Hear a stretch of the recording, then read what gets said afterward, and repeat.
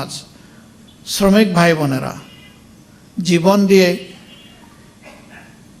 এই অর্জন যখন জাতির হাতে তুলে দেয় তখন কিছু লুটেরার হাতে এটা হারিয়ে যায়। সেই 24টাও শেষ পর্যন্ত যা হলো হারিয়ে দেওয়ার কসরত করা হচ্ছে। আল্লাহর কসম, জীবন দিব কিন্তু 24 হারিয়ে যেতে দেব না।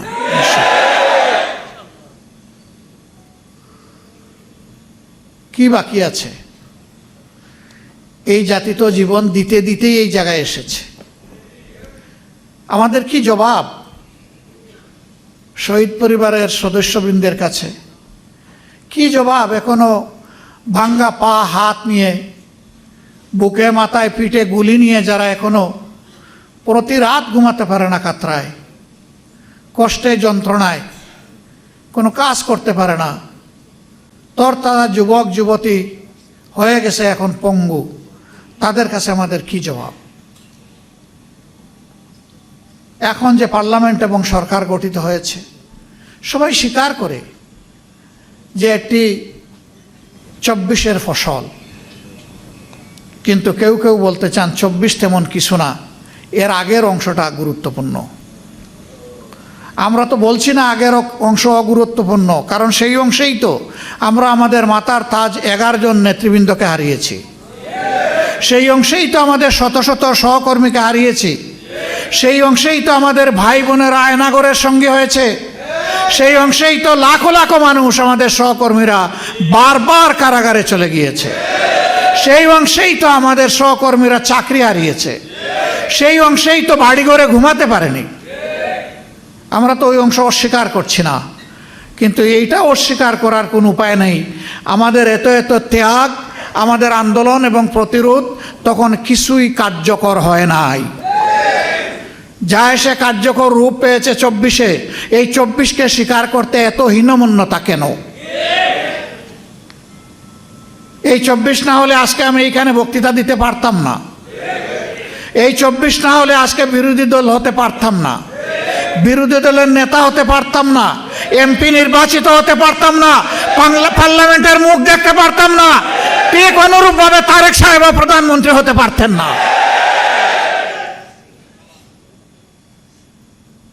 আর যে সমস্ত মন্ত্রীরা আজে বাজে কথা বলে, কেউ তো সংসদের ভিতরেই বলে ফেলে, আর কেউ টকশোতে গিয়ে বলে, দায়িত্ব জ্ঞানহীন কথা বলে, দেশ বিরোধী কথা বলে।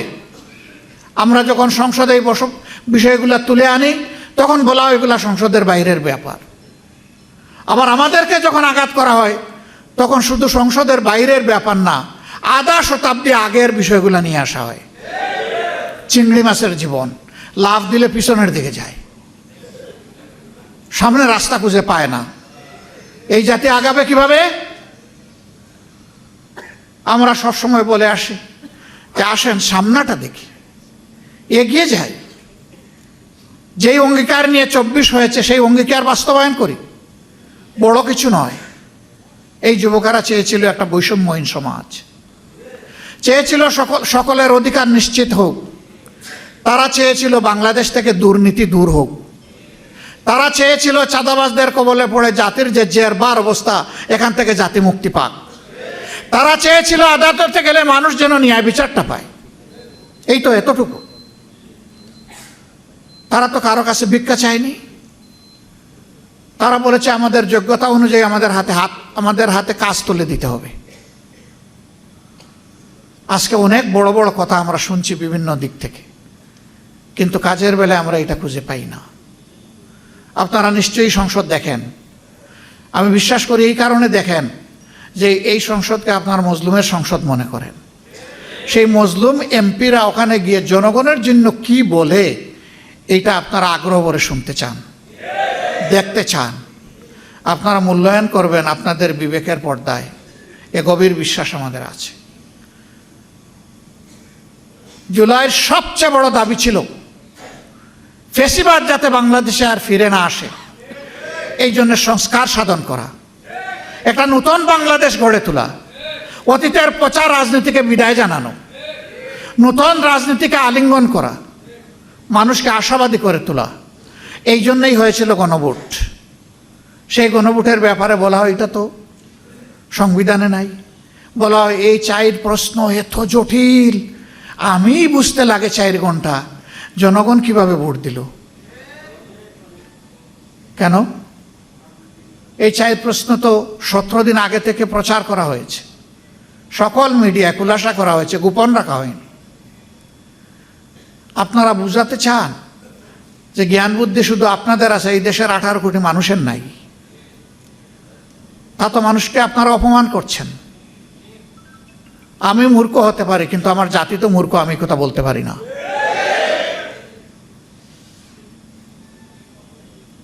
সম্মানিত ভাইয়েরা, 4 প্রশ্ন জাতি যদি না বুঝে তো 31 প্রশ্ন বুঝে কিভাবে? এগুলো সব গুজামিল, ভাওতাবাজি। এবং ইতিমধ্যে একজন বলেছেন আমরা সব কিছু আগে মেনে নিয়েছি যাতে বুটটা হয়ে যায়, মানে বুট হয়ে পকেটে ঢুকে যায়। আরেকজন বলেছেন টোল মওকুফের কথা বলেছিলাম আসলে বুট পাওয়ার জন্য। লা হাওলা ওয়ালা কুওয়াতা ইল্লা বিল্লাহ। রাজনীতিবিদরা যদি এরকম জাতির সাথে প্রতারণা করে তাহলে এ দেশের মানুষ যাবে কোথায়? যারা দেশ চালাবে, দেশের জন্য আইন এবং নীতি তৈরি করবে, তাদের মিনিমাম একটা নৈতিক মানদণ্ড থাকা উচিত। ইলেকশনের আগে তারাও বললেন, আমরাও বললাম, সবাই গণভোটে হা বলুন। জনগণ 70 মতো হা বলল। এখন তারা বলেন যে 51% মানুষ আমাদেরকে রায় দিয়ে পাঠিয়েছে, আমরা এটা মানব না কারণ আমরা সংখ্যাগরিষ্ঠ। তো 51 বড় না 70 বড়? আপনাদের দাবি যদি মেনেও নেই, কিভাবে ভোট পেয়েছেন সে বিতর্ক থেকে গেল ইতিহাসে। পাইছেন কি পান নাই, হিসাব কিভাবে মিলাইছেন জনগণ জানে। 3.5 ঘন্টা ব্ল্যাক আউট করে কি করা হয়েছে জনগণ বুঝে, এবং এর জন্য রাজসাক্ষীও পাওয়া গেছে, কোনো অসুবিধা নেই। ইতিহাস অবশ্যই এইটাকে পর্যালোচনা করবে ইনশাআল্লাহ, এবং যার যার পাওনা সবাই সময় মতো পেয়েও যাবেন ইনশাআল্লাহ।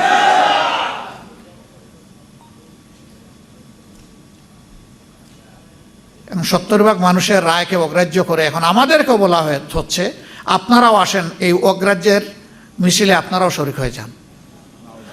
সংসদে আমাদেরকে অনেক সংবিধান শেখানো হয়, অবৈতনিক কিছু শিক্ষক আছেন, হাবভাব যে দুনিয়া সব কিছু ওনারা বুঝেন। তা আমি একটু জিজ্ঞেস করতে চাই, সংবিধান সংশোধন কমিটি নামে কোনো কমিটি কোনো বিধিতে কোনো সংবিধানে আছে কিনা? যদি না থাকে তো এটা কেন? এটা হচ্ছে জুলাইকে ভুলিয়ে দেওয়া, এটা হচ্ছে গণভোটকে ভুলিয়ে দেওয়া। আমরা পরিষ্কার প্রতিবাদ করে ওয়াকআউট করেছি। আপনারা জনগণের রায়কে অপমান করতে চান, করেন, জনগণ সেইটা বিচার করবে। আমরা জনগণের সাথে আছি, তাদের রায়ের পক্ষে আছে, লড়ে যাব, লড়াই করতেই থাকব। এবং আমরা গভীরভাবে আস্থা রাখি ইনশাআল্লাহ এই 70% ভোট বৃথা যাবে না, এই গণরায় বাস্তবায়ন হবে ইনশাআল্লাহ। সেই পর্যন্ত সমাধান যদি সংসদে না হয়, সমাধান হবে রাজপথে ইনশাআল্লাহ। এই দেশকে আমরা ভালোবাসি। এই দেশ কোনো একক দলের নয়, এই দেশ প্রত্যেকটি নাগরিকের, ধর্ম বর্ণ নির্বিশেষে। আরেকটা কথা বন্ধুগণ, প্রতিবেশী দেশ সম্পর্কে এখানে অনেকেই আক্ষেপ প্রকাশ করেছে। আমরাই একমাত্র দল যাদেরকে তারা পছন্দ করে না। তারা বলেছে বাংলাদেশের সকল দলকে ভারতের মাটিতে আমন্ত্রণ, শুধুমাত্র জামাতে ইসলামী লাল কার্ড। আমরা এই লাল কার্ডের পরোয়া করি না। আমরা ভারতের বুকে আশ্রয় নেওয়ার কোনোদিন চিন্তাও করি না। এই দেশ আমাদের দেশ, আমাদের আশ্রয়ের জায়গা 18 কোটি মানুষের অন্তর ইনশাআল্লাহ। আমরা তাদের হৃদয়ে আশ্রয় নিতে চাই এবং আমাদের হৃদয়ে বাংলাদেশকে ধারণ করতে চাই। এই জন্য বরাবর বলেছি আমাদের কোনো পিসি খালার দেশ নাই, আমাদের দেশ বাংলাদেশ। এই স্লোগান অনেকেই দেন কিন্তু বাস্তবে প্রমাণ দিতে পারেন না। আলহামদুলিল্লাহ আমাদের নেতৃবৃন্দ জীবন দিয়ে ফাঁসির তক্তার উপর দাঁড়িয়ে প্রমাণ করেছেন বাংলাদেশই আমাদের ঠিকানা। আমরা সেই নেতৃবৃন্দের রেখে যাওয়া আমানতের সম্মান রক্ষা করব ইনশাআল্লাহ। ভারত আমাদের প্রতিবেশী, তাদের সাথে আমরা সৎ প্রতিবেশীর আচরণ করতে চাই এবং তারাও আমাদের সাথে সৎ প্রতিবেশীর আচরণ করছে ওটাও দেখতে চাই। এর ভিন্ন কোনো সম্পর্ক কারোর সাথেই আমাদের থাকবে না। আমাদের